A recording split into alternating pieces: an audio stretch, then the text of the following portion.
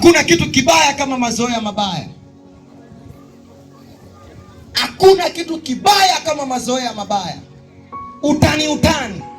Kilichomwangamiza moja, kuna sababu kama 10 hivi zilimwangusha Samsoni. Kingine utani. Samsoni, Delila anamwambia, niambie nguvu zako.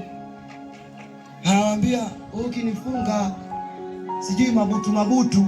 Hey. Samsoni hivi alikuwa na akili.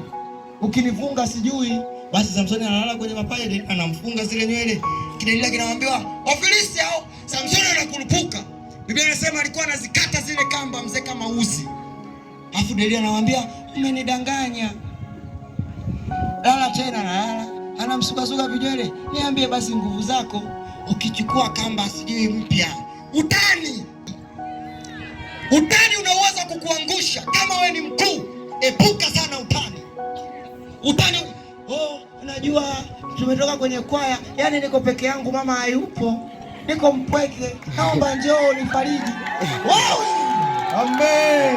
Siku ambayo utakuja kuzini na huyo kaka huyo dada, hutokaa uamini. Najisikia mimi usiku, unaomba unisindikize. Mnasindikizana utani. Mara ya tatu Samsoni lakini wewe jamani, Samsoni unanidanganya wewe. Tena Samsoni anamsuka. Samsoni nikasema, sasa ukichukua wembe ukinikata nywele. Utani mpaka akatoa siri.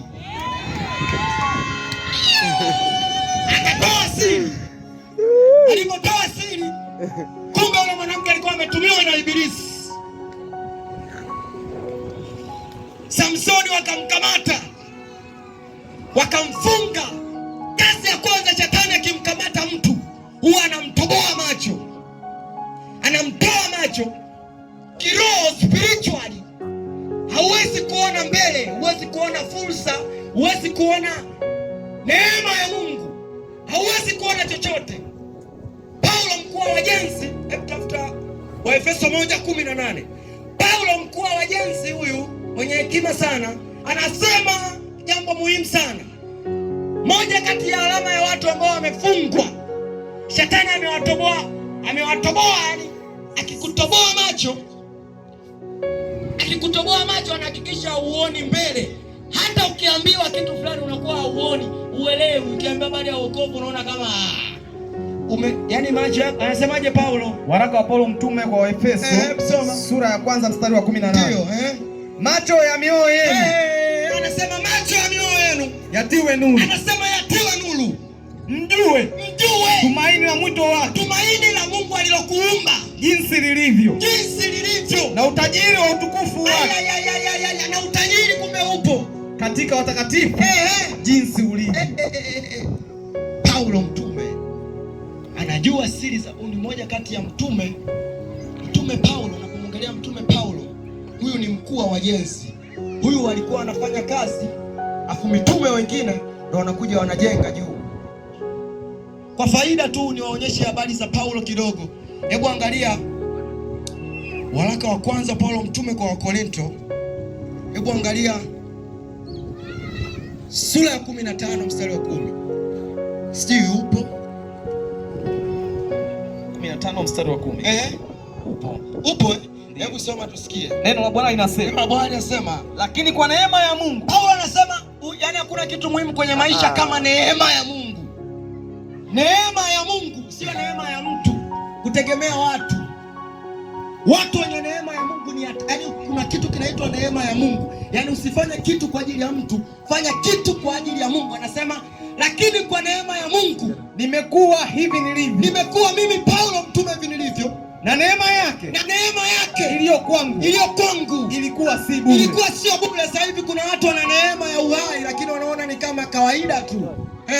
Bali naizidi sana kufanya kazi kupita wao wote mitume unaowajua wewe. Wala si mimi. Anasema wala sio mimi, bali ni neema ya Mungu pamoja nao. Bali ni neema ya Mungu. Hapo tafuta hiyo 3:10. Mungu ndo atasema sasa Paulo mkuu wa Ngoja uone. Upo huo mstari? Ndio. Neno linasema kwa kadri ya neema ya Mungu. Paulo anasema kwa kadri ya neema ya Mungu niliyopewa mimi Paulo. Mimi kama mkuu wa wajenzi. Anasema mimi kama mkuu wa wajenzi. Mwenye hekima. Hapo funga kwanza break kidogo. Biblia ya Kiingereza imemtafsiri kama the master of builder. Mkuu wa wajenzi. Hivi unaelewa maana hiyo kauli? Paulo ndo alikuwa mkuu wa wajenzi. Yaani kwenye habari ya Injili Paulo ndo alikuwa chuma. Haleluya. Amen. Anasema mimi kama mkuu wa wajenzi. Mimi kama mkuu wa mitume wote wa wajenzi. Mwenye hekima.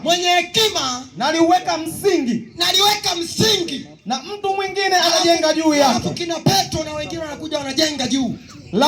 Lakini kila mtu aangalie jinsi anavyojenga. Huko sitaki kufika sana, wengine watanichukia. Haleluya. Amen.